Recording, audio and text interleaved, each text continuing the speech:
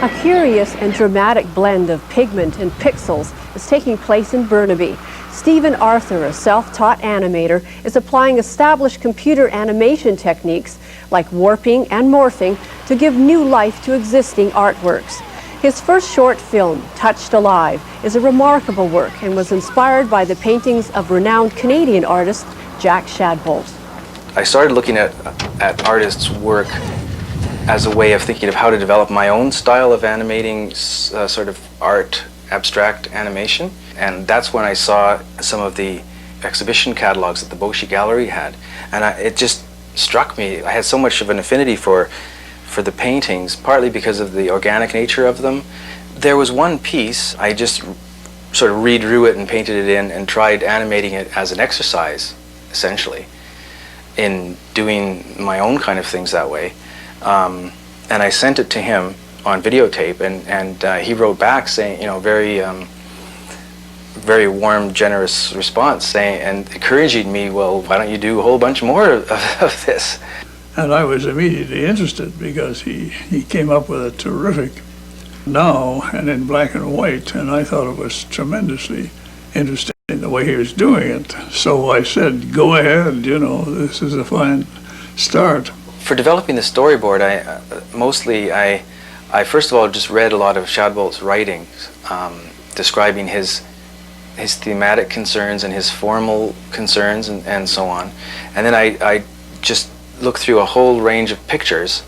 I photographed some of them out of books, or I Xeroxed them and then placed them on until I had kind of intuited a sequence there that both used the relationship between the forms and also showed some of his concerns, like the sort of cycles of nature and contrast between forces of constriction and truncation versus the flux of life, that kind of thing, trying to work that all together to illustrate, you know, what Shadbolt might do if he was an animator.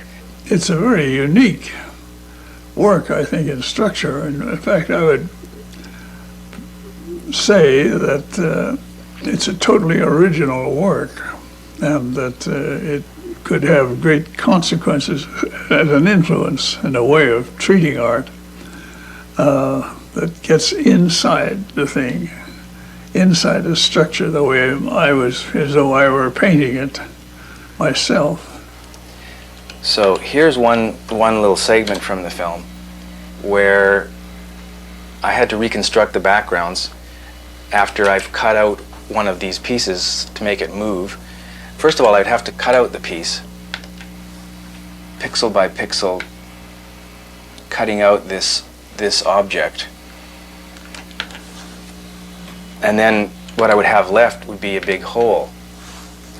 So here's an example of what I had to work with. I had to cut out these pieces in order to animate them separately, and then the original picture only went up this far. So I have now I have to reconstruct the top part and whatever is in the back there. The next shot that it cuts to is here, where the butterfly is coming in here. I used pieces of other paintings and sort of painted with it myself.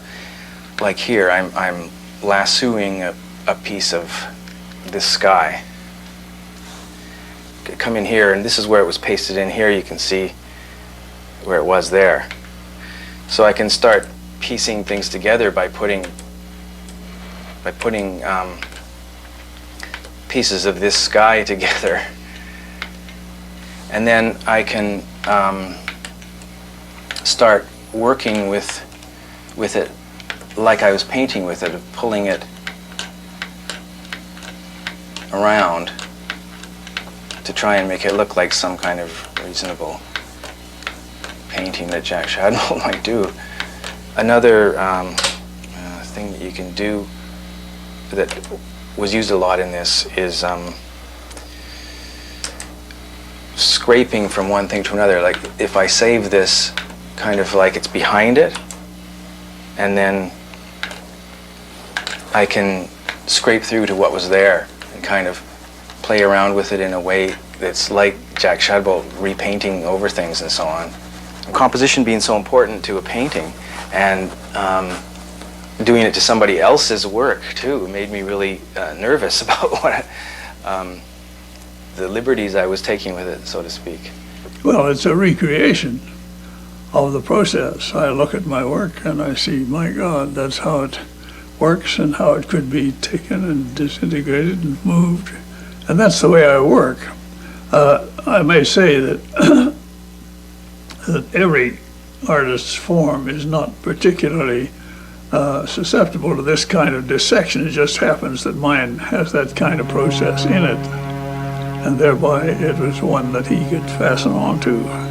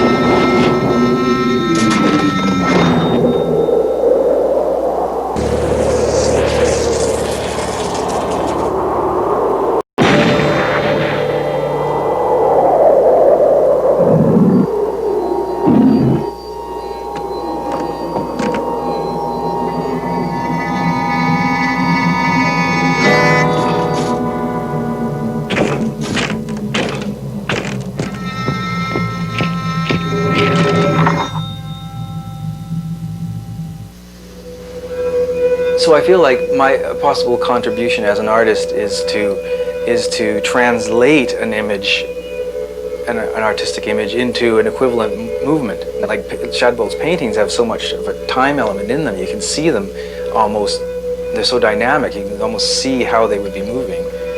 And that's one of the geniuses of what he does, is to give that sense of movement in a static thing. So in a way it doesn't even need to be done. Good for him, I'd say.